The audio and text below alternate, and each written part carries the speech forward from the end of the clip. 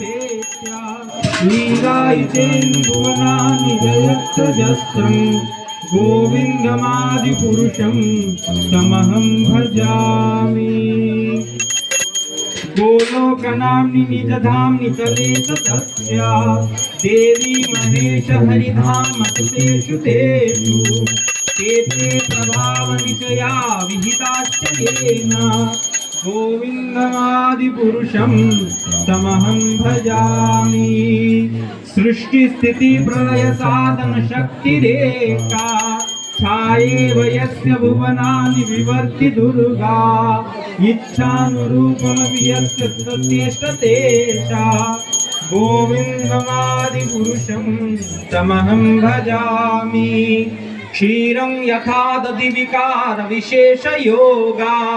संजायते न हि ततः पृथगस्तेजो यः शम्भुतामपि तथा समुपैति कार्यात् गोविन्दमादिपुरुषं तमहं भजामि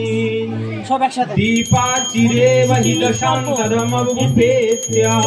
दीपायिते हेतु समानधर्मा यस्य द्विगेव हि च विष्णुतया विभाति गोविन्दमादिपुरुषं तमहं भजामि यः कारणार्भजले भजति स्म योगा निद्रामनन्त जगदण्ड सरोमकूपः आधारशक्तिमवलम्ब्य परां समूर्तिं गोविन्दमादिपुरुषं तमहं भजामि।